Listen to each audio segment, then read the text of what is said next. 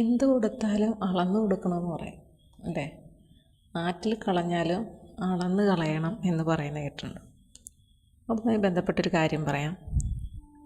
Railway സ്റ്റേഷനിൽ നിന്ന് വീട്ടിലേക്ക് നടന്നാണ് എന്നും ആ ഉദ്യോഗസ്ഥൻ പോകുന്നത്. വഴിയരികിൽ തീപ്പെട്ടി കച്ചവടക്കാരനെ എന്നും കാണും. പുകവലിക്കാത്തത് കൊണ്ട് തീപ്പെട്ടിയുടെ ഉപയോഗം ഇല്ലെങ്കിലും അതിൻ്റെ വിലയായ 1 രൂപ എന്നും ഉദ്യോഗസ്ഥൻ ആ കച്ചവടക്കാരന് നൽകുമായിരുന്നു.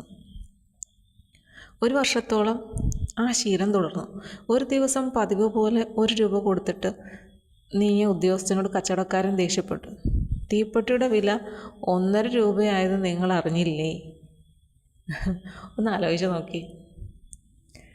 വെറുതെ കൊടുക്കുന്നത് സ്വീകരിക്കുക എന്നല്ല, അപ്പുറത്തേക്ക് ഇത് കുറഞ്ഞു പോയി എന്ന് പറയുന്നത്.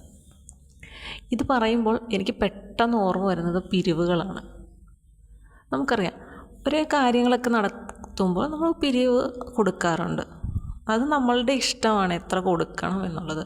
നമ്മളുടെ മേലൊരിക്കലും അടിച്ചേൽപ്പിക്കേണ്ട ഒരു കാര്യമല്ല, അത് നിയമപരമായിട്ട് ശരിയുമല്ല.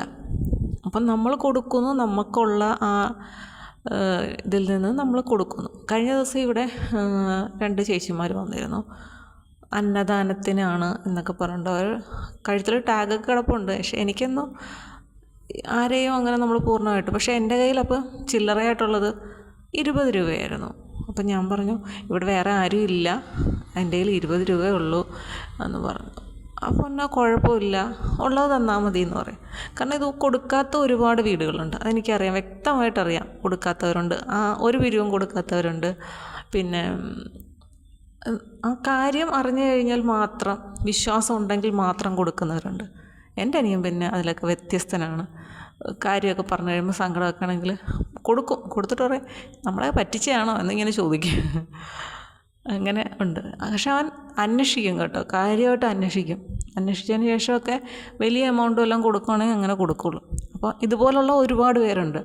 ചിലർ ഒന്നും നോക്കില്ല, ചോദിച്ചു കഴിഞ്ഞാലുള്ള കയ്യിലുള്ളതിൻ്റെ ഒരു എമൗണ്ടും കൊടുക്കും. ചിലർ അന്വേഷിക്കും നന്നായിട്ട്, തിരിച്ചും മറിച്ചൊക്കെ ചോദ്യം ചെയ്തതിന് ശേഷമൊക്കെ കൊടുക്കുള്ളൂ. കാരണം കാലം അതാണ്, അതുകൊണ്ട് ആരെയും ഒന്നും പറയാൻ പറ്റത്തില്ല, അതാണ് കാര്യം. അപ്പോൾ ആ 20 രൂപ വാങ്ങിച്ചപ്പോൾ അവരുടെ കയ്യിൽ റെസിപ്റ്റ് ഉണ്ട്. അപ്പോൾ ആ ചേച്ചി എന്നോട് ചോദിച്ചു, എഴുതണോ എന്ന് ചോദിച്ചു. ഞാൻ പറഞ്ഞു വേണ്ട എന്ന് പറഞ്ഞു.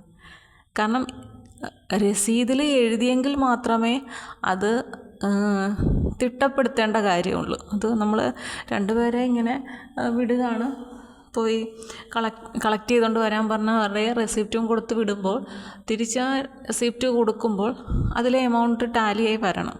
എഴുതിയില്ലെങ്കിൽ ആ എമൗണ്ട് കൊടുക്കേണ്ട കാര്യമില്ലല്ലോ, അത് ഇവരുടെയിലിരിക്കും. അപ്പം ഞാനോർത്ത് ഇന്ന് ചായക്ക് എത്ര രൂപയെന്നറിയാം, ചിലപ്പം 10 രൂപയ്ക്ക് ചായ കിട്ടുന്ന സ്ഥലമൊക്കെ കാണും.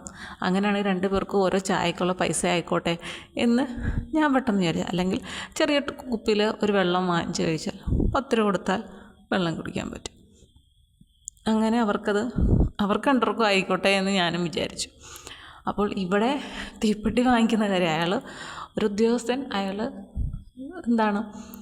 സ്ഥിരം തീപ്പെട്ടിക്കാരന്, തീപ്പെട്ടി വിൽക്കുന്ന ആളിന് പൈസ കൊടുക്കും 1 രൂപ വെച്ച്. പക്ഷേ എന്നിട്ട് തീപ്പെട്ടി അയാൾ വാങ്ങിക്കുന്നില്ല. പക്ഷേ ഒരു ദിവസം 1 രൂപ കൊടുത്തപ്പം ഈ വിൽക്കുന്ന ആൾ ദേഷ്യപ്പെട്ടു. 1 രൂപ മാറി 1.5 രൂപയായത് അറിഞ്ഞില്ലേ എന്ന് ദേഷ്യപ്പെട്ടു. അപ്പോൾ അയാൾ വെറുതെ പൈസ കൊടുത്ത ആളുടെ മനസ്സും അത് ഇത്രയും നാൾ വാങ്ങിയ ആളുടെ മനസ്സും തമ്മിലുള്ള ഒരു വ്യത്യാസം ഒന്ന് ആലോചിച്ച് നോക്കി. നമ്മളിത് വായിച്ച് ഇയാൾ ദേഷ്യപ്പെടുമ്പോൾ നമുക്ക് ആദ്യം തോന്നുന്നുണ്ടോ, ഈ ഉദ്യോഗസ്ഥന് വല്ല ആവശ്യം ഉണ്ടായിരുന്നു ഡെയിലി 1 രൂപ വെച്ച് കൊടുക്കാൻ, ഇല്ലേ? അപ്പോൾ അത് വെറുതെ കൊടുത്ത് ഇപ്പം എന്തേണ്ട ലാസ്റ്റ് പഴിയുമായി മാറി, 1.5 രൂപ വെച്ച് കൊടുത്തില്ല എന്ന് പറഞ്ഞുകൊണ്ട്, അല്ലേ? അപ്പോൾ ഇത്തരത്തിലുള്ള ആളുകളുണ്ട് നമ്മുടെ ചുറ്റിൽ. എല്ലാവർക്കും ഒരുപോലത്തെ സ്വഭാവമല്ലല്ലോ. എന്തായാലും നമ്മളെപ്പോഴും ഇത് ശ്രദ്ധിച്ച് തന്നെ മുന്നോട്ട് പോകണം. അനർഹർക്ക് മുമ്പിൽ വിളമ്പുന്നതെല്ലാം ഒരു നാൾ തിരസ്കരിക്കപ്പെടുകയും വിളമ്പുകാർ അവഹേളിക്കപ്പെടുകയും ചെയ്യും. അളന്നു തൂക്കി വേണം നൽകാൻ, കണക്ക് സൂക്ഷിക്കാനോ കാത്തിരുന്ന് പകരം വാങ്ങാനോ അല്ല. നൽകുന്നവരുടെ വില നഷ്ടപ്പെടാതിരിക്കാനും നൽകുന്നതൊന്നും പാഴായി പോകാതിരിക്കാനും വേണ്ടിയാണ് ഇങ്ങനെ ചെയ്യുന്നത്. സൗജന്യമായി ലഭിക്കുന്നവയ്ക്കൊന്നും കുറഞ്ഞ ആദരവേ ലഭിക്കൂ. അത് സ്വീകരിക്കുന്നവർ തങ്ങളുടെ അവകാശമായി തെറ്റിദ്ധരിക്കും. ഈ ഒരു സംഭവത്തെ വെച്ച് ഞാൻ നേരത്തെ ഒരു വീഡിയോ ചെയ്തിട്ടുണ്ടായിരുന്നു. അതായത് വെറുതെ കിട്ടുന്നതിന് വില കാണില്ല എന്ന് പറയുന്നത് അത് ഉറപ്പ് കാര്യമാണ്. നമ്മൾ പൈസ കൊടുത്ത് വാങ്ങിക്കുന്നതിൻ്റെ അത്രയും വിലയൊന്നും ഒരിക്കലും വെറുതെ കിട്ടുന്ന എത്ര നല്ല വസ്തുവിലും കാണില്ല. അത് ഉറപ്പ് കാര്യമാണ്.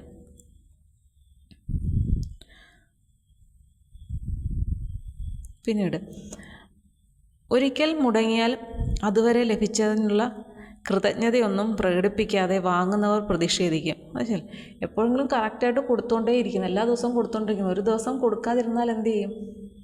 ഇതെനിക്ക് കിട്ടിയില്ലല്ലോ എന്ന് പറഞ്ഞുകൊണ്ട് നമ്മളോട് വഴക്കുണ്ടാക്കും. അതിനൊരു മാറ്റവുമില്ല. സൗജന്യമായി നൽകുന്നവയ്ക്കെല്ലാം ഉള്ള സ്വാഭാവിക പോരായ്മ അത്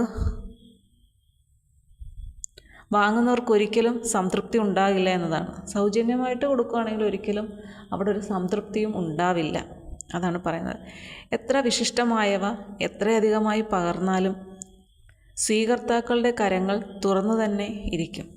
വേതനമായോ പാരിതോഷികമായോ ലഭിക്കുന്നവയോട് ആളുകൾക്ക് ബഹുമാനമുണ്ടാവും.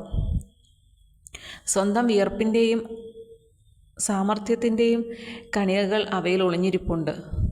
ആർക്കും ഒന്നും സൗജന്യമായി നൽകരുത്. നൽകുന്നവൻ്റെ വില നശിക്കുകയും സ്വീകരിക്കുന്നതിൻ്റെ വില ഇടിയുകയും ചെയ്യും. ആർക്കും സൗജന്യമായിട്ടൊന്നും കൊടുക്കരുത്. അതാണ് പറയുന്നത്. ആർക്കെന്ത് സൗജന്യമായി നൽകുമ്പോഴും അവിടെ വാങ്ങുന്നവൻ്റെ ആത്മാഭിമാനത്തിൻ്റെ വിലയിടിയുന്നുണ്ട്. ഒന്നും പകരം നൽകാൻ ശേഷിയില്ലാത്തവരായി ആരും ഉണ്ടാകില്ല. ഉള്ളതെന്തെങ്കിലും സ്വീകരിച്ച ശേഷം അധിക വില നൽകിയാലും അവിടെ വ്യക്തികളുടെ ഉയർത്തെഴുന്നേൽപ്പിനുള്ള സാധ്യതകൾ തെളിയുന്നുണ്ട്. മറ്റൊരാളുടെ ഔദാര്യത്തിലല്ല ജീവിക്കുന്നതെന്ന ബോധ്യം ഒരാളിൽ സൃഷ്ടിക്കുന്ന ആത്മവിശ്വാസം ചെറുതല്ല. ഇത് പറഞ്ഞപ്പോൾ എനിക്കൊരു ചെറിയതുണ്ട്. കാരണം ചിലപ്പോഴൊക്കെ ഞാൻ പോട്ടെ പഠിപ്പിക്കുമ്പോഴൊക്കെ ആയാലും വേണ്ട എന്ന് വെക്കും. പക്ഷെ അത് തെറ്റാണ്. സോറി. കാരണം നമ്മളങ്ങനെ എന്ത് ഫ്രീ ആയിട്ട് ചെയ്താലും അതിനൊരു വിലയും കാണില്ല. നമ്മൾ ആരുടെ കയ്യിൽ നിന്ന് അങ്ങനെ സ്വീകരിച്ചാലും നമ്മൾ എന്തെങ്കിലും ഒന്ന് പകരം നൽകിയിരിക്കണം. അല്ലെങ്കിൽ അത് നാളെ ഒരു കടപ്പാടായിട്ട് കിടക്കും. പിന്നെ അത് പറയാനുള്ള അവസരമായി വരും. അങ്ങനെയൊക്കെ കുറേ കാര്യങ്ങൾ അതിൽ കിടപ്പുണ്ട്. അപ്പോൾ നമ്മൾ സ്വന്തമായിട്ട് അധ്വാനിച്ച് നമ്മളുടെ ചിലവിൽ കഴിയുന്നു എന്നുള്ളൊരു ആത്മാഭിമാനം നമുക്ക് നമ്മുടെ ഒരു കഴിവിനെ ഇരട്ടിപ്പിക്കുവാൻ അല്ലെങ്കിൽ ആത്മവിശ്വാസം കൂട്ടുവാനും ഒക്കെ സഹായിക്കും. അതുകൊണ്ട് ആർക്കും ഒന്നും വെറുതെ കൊടുത്ത് ഇനി ആരും ശീലിക്കേണ്ട. ഇത്രയും നാളും ആർക്കെങ്കിലും എന്തെങ്കിലുമൊക്കെ വെറുതെ കൊടുത്തിട്ടുണ്ടെങ്കിൽ ഇന്നുകൊണ്ട് അത് സ്റ്റോപ്പ് ചെയ്തോളൂ. എന്നിട്ട് ഇപ്പം നമ്മൾ വലിയൊരു കാര്യം ചെയ്തു, പകരം 10 രൂപയാണോ വാങ്ങിക്കുന്നത്, അത് മതി. പക്ഷേ അങ്ങനെ ചെയ്യണം. വെറുതെ ആർക്കൊന്നും ചെയ്ത് കൊടുക്കരുത്. സർക്കാർ ഉദ്യോഗസ്ഥരുടെ കാര്യമൊന്നുമല്ല, അങ്ങനെയുള്ള ജോലിക്കാരുടെ കാര്യമൊന്നുമില്ല. അവർക്കൊക്കെ ഓൾറെഡി ഗവൺമെൻറ് ശമ്പളം തരുന്നുണ്ട്. അതുകൊണ്ട് അങ്ങനെ അവരാരും അതിനുവേണ്ടി മുതിരണ്ട. അത് ഉള്ള ജോലി ഇല്ലാണ്ടാക്കാനേ സഹായിക്കുള്ളൂ.